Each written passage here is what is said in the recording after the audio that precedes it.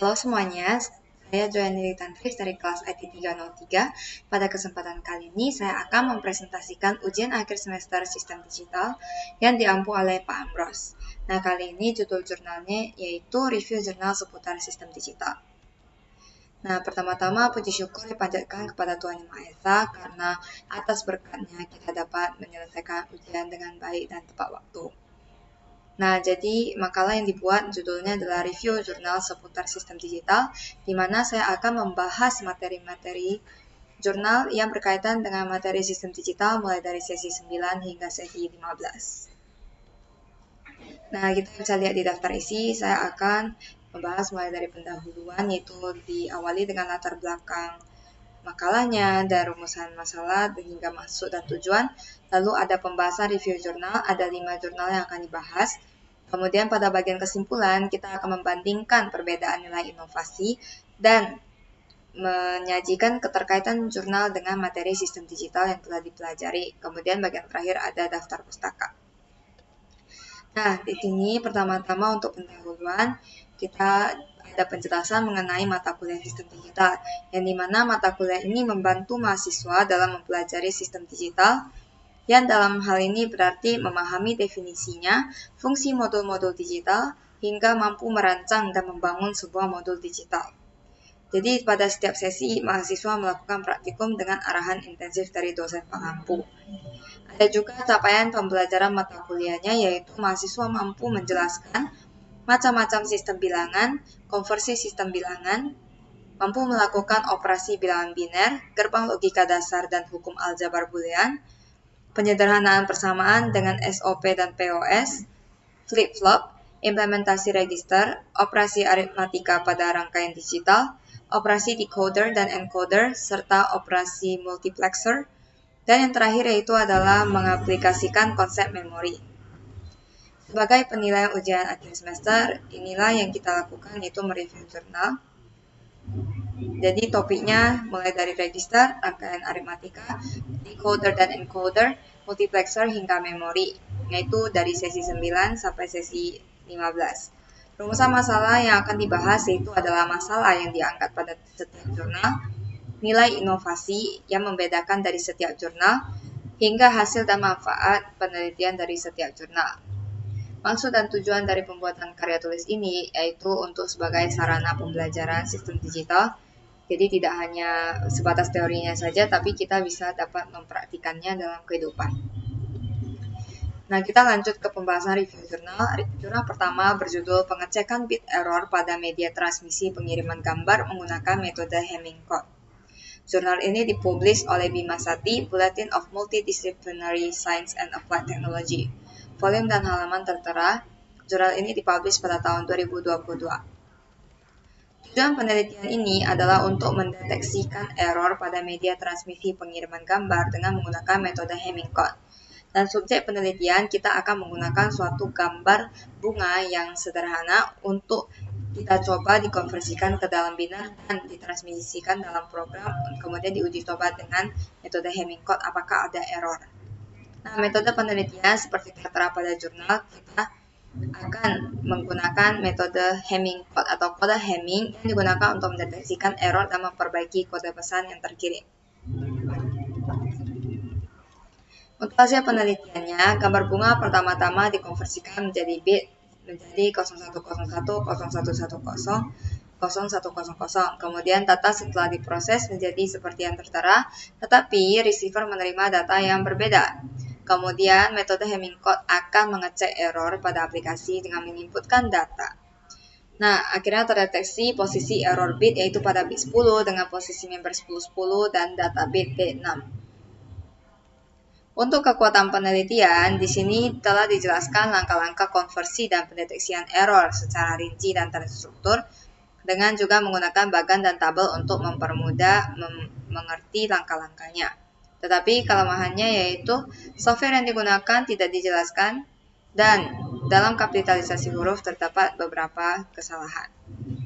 Kemudian untuk kesimpulannya, sistem dapat membantu untuk mendeteksi error dalam proses transmisi data, dan ini dapat membantu meminimalisir data yang error saat diterima. Jadi sistem dapat membantu untuk mengefisiensikan waktu yang diterima karena datanya dapat dideteksi oleh sistem yang errornya. Nah, lalu kita masuk ke jurnal kedua yang berjudul Perancangan Perangkat Lunak Pembelajaran Algoritma Hamming Code dalam Mencari Bit Error pada Komunikasi Data. Jurnal ini dipublish oleh Lovian, Jurnal Teknologi Informasi dan Komunikasi, volume dan halaman tertera tahun 2021. Penelitian ini bertujuan untuk merancang perangkat lunak pembelajaran untuk menjelaskan teknik pendeteksian error dari algoritma Hamming Code, dan subjek penelitian sudah jelas di judul, yaitu software pembelajaran algoritma Hamming Code. Metode yang digunakan adalah kita mengumpulkan data yang dibutuhkan dari berbagai sumber dengan berbagai metode mulai dari studi lapangan hingga studi kepustakaan. Kemudian kita juga menggunakan metode analisis data untuk mengambil kesimpulan berdasarkan teori algoritma Hamming Code. Nah, untuk hasil penelitian kita dapat mendapatkan perangkat lunak untuk menjelaskan teknik pendeteksian error dari algoritma Hamming Code, yaitu yang melakukan proses pengecekan error dengan cara menyisipkan n-1 check bit untuk 2 pangkat n bit data input dan output. Kemudian nilainya diperhitungkan untuk data input dan output. Kemudian nilai check bit di XOR-kan dan dilakukan perbandingan. Kalau nggak sama berarti ada error, dan kalau sama berarti tidak ada error. Nah, errornya biasanya terjadi karena ada gangguan saat transmisi data. Jadi, errornya bisa berupa single error, jadi hanya 1 bit data saja yang error, atau double error, jadi ada error pada beberapa bit data. Nah, tetapi metode Hamming Code cuma bisa mendeteksi dan mengatasi single error, sementara untuk double error cuma bisa dideteksi tapi tidak bisa diatasi, karena tidak dapat mengetahui posisi bad bit atau error. Nah, keunggulan dari metode Hamming Code terletak pada cara kerjanya yang cukup simpel. Nah, jadi kekuatan penelitian kita mendapatkan sebuah software dengan demo yang disisipkan gambar lampiran pada setiap langkahnya. Jadi, para pembaca dapat mengetahui bentuk softwarenya seperti apa. Tetapi kelemahannya adalah pembahasannya masih kurang menyeluruh mengenai algoritma Hamming Code itu sendiri maupun hasil penelitiannya. Kemudian terdapat juga sejumlah ejaan yang kurang sesuai dengan EYD. Untuk kesimpulannya, yaitu Hamming Code hanya bisa mengoreksi satu buah error atau single error. Data input dan output pada Hamming Code harus berupa hasil dari 2 pangkat n, dan n harus lebih besar dari 1. Kemudian panjang data input dan output pada algoritma Hamming Code minimal harus sama dengan 4 bit. Atau dengan kata lain, algoritma Hamming Code tidak mendukung data dengan panjang 2 bit. Masuk ke jurnal ketiga, Desain Arithmetic Logic Unit 8 bit untuk CPU 8 bit. Judulnya yaitu telah dibacakan, kemudian jurnalnya dipublish oleh Jurnal Pengembangan Teknologi Informasi dan Ilmu Komputer. Ini dikeluarkan pada tahun 2019. Nah, penelitian ini bertujuan untuk kita akan membuat desain dengan 8 buah rangkaian kembar yang tiap rangkaiannya merepresentasikan 1 bit. Desain rangkaian ini menggunakan daya 5 volt sebagai sumber daya utamanya. Nah, untuk subjek penelitian kita ada rangkaian sistem ALU 8 bit. Kemudian untuk metodenya kita lakukan dengan analisa kebutuhan perangkat keras ataupun perangkat lunak hingga perancangan sistem dan perangkat keras. Hasil penelitiannya, perangkat keras berupa rangkaian utama yang memiliki 2 saklar inputan A dan B jika di switch diarahkan ke bawah akan bernilai 1 dan 0 jika sebaliknya. Kemudian 3 buah saklar selektor untuk multiplexers saat switch selektor diarahkan ke atas akan bernilai 1 dan 0 jika sebaliknya ke arah bawah. Kemudian kombinasi ketiga saklar tersebut akan membentuk nilai biner. Jadi semua saklar akan menggunakan saklar I, O, dan menggunakan resistor 470. Dan pada bagian atas ada port untuk konektor untuk daya dan konektor switch multiplexer antar rangkaian. Setelah menguji pada setiap fungsi ALU 8 bit dan membandingkan hasil perhitungan sistem ALU 8 bit dengan perhitungan manual, tidak semua hasil yang diperoleh dari perhitungan ALU 8 bit itu benar, karena ada beberapa carry out dari adder yang belum terkoneksi. Nah, dari sini kekuatan penelitiannya adalah Penelitian disiapkan dan dilaksanakan secara sistematis, mulai dari perangkat lunak hingga perangkat keras setelah pengujiannya. Tetapi, metodologi penelitian tidak dispesifikasikan jenis metode apa yang diambil, kemudian penulisannya masih berantakan, dan paragrafnya tidak semuanya justify. Kemudian letak tanda bacanya juga tidak sesuai dengan EYD, jadi terkadang membingungkan para pembaca. Nah, untuk kesimpulannya, dalam perancangan ALU 8-bit untuk CPU 8-bit, membutuhkan IC gerbang logika untuk memproses perhitungan. Dalam IC 8-bit, komponen IC yang dibutuhkan agar sistem dapat memiliki fungsi yang dibutuhkan untuk mengkalkulasi input adalah adder yang berfungsi untuk menjumlah atau menambah input, not untuk membalik nilai input, dan multiplexer berperan penting untuk sistem, sehingga dapat memilah fungsi aritmatika mana yang dibutuhkan untuk diproses.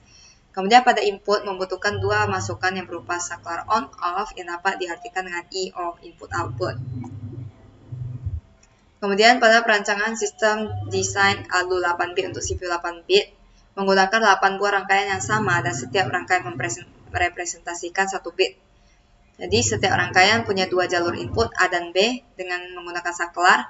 Kemudian untuk jalur input selector multiplexer membutuhkan 3 buah input berupa saklar yang nantinya akan diinputkan berupa binar 3 bit yang merupakan alamat pada fungsi, dan yang setelah fungsi tersebut dipilih akan dilanjutkan pada output yang berupa LED pada setiap rangkaian.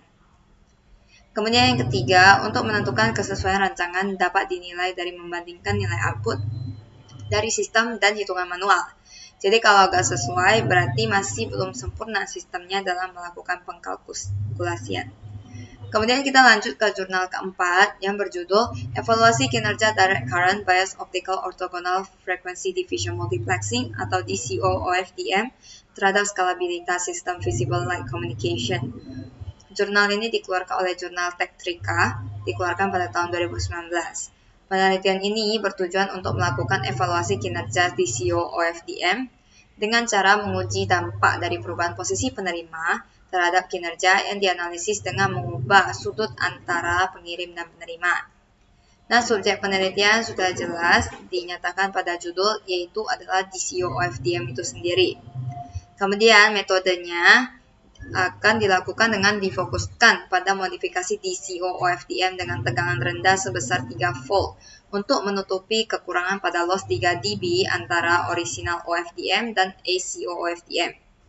Pemodelan pada ruang tertutup digunakan pada penelitian ini dengan menganalisis kinerja DCO-OFDM pada berbagai lokasi penerima.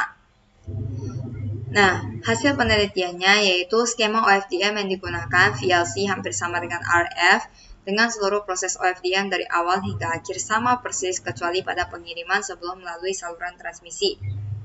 Sinyal OFDM diubah dengan penambahan arus, jadi seluruh nilai real dari subcarrier negatif menjadi surya positif.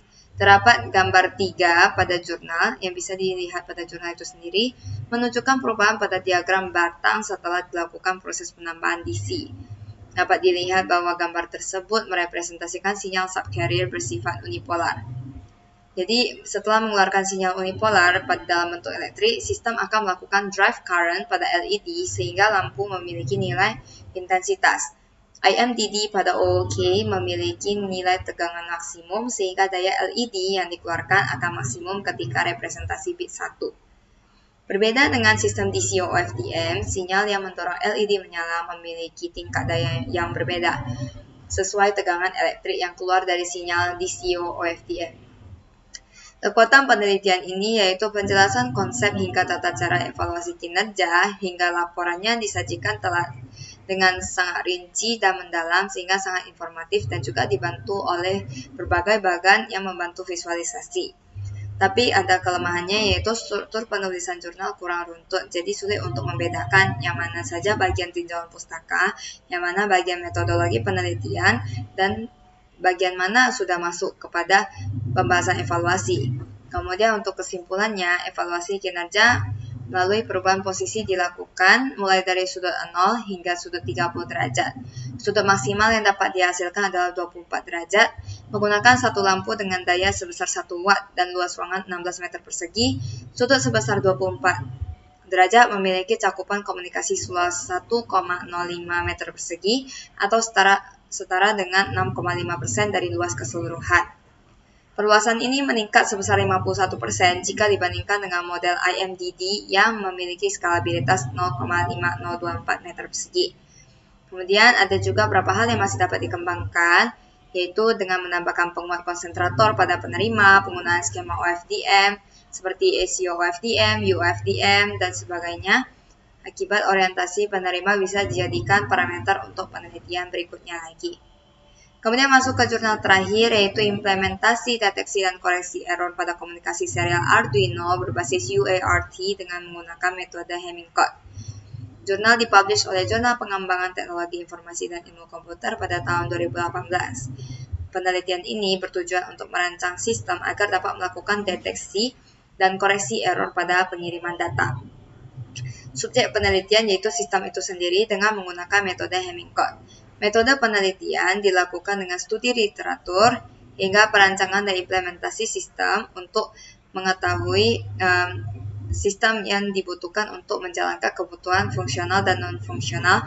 Kemudian hasil dari perancangan tersebut akan diketahui dari pengujian sistem. Nah, jadi kalau hasil pengujian tidak sesuai, berarti alur penelitian akan dikembalikan pada perancangan sistem. Tapi kalau sesuai, maka kita akan mendapatkan kesimpulan dan saran sebagai tahapan akhir penelitian. Untuk hasil penelitian, kita mendapatkan bahwa sistem yang dirancang dapat menjalankan kebutuhan fungsional, yaitu mendapatkan data suhu dan kebutuhan non-fungsional yang melakukan proses encode data suhu dengan menggunakan metode Hamming code. Dan bit data yang mengalami error dapat dideteksi jenisnya dan dilakukan proses koreksi. Banyaknya jumlah data yang dilakukan proses encode mempengaruhi lama waktu yang diperlukan. Dan kemudian di sini ada kekuatan penelitian yang dimana materi dan hasil penelitian disajikan dengan padat dengan penulisan yang terstruktur. Namun, terdapat beberapa bagian yang sulit dilihat karena ukurannya yang kecil dan berdempetan berbagai informasi. Untuk kesimpulannya, hasil pengujian dan analisis yang dilakukan dengan mengimplementasikan metode Hamming code menghasilkan kesimpulan bahwa metode Hamming code diterapkan pada model simulasi antara Arduino Uno sebagai media implementasinya dan sensor DHT11 sebagai objek penelitian.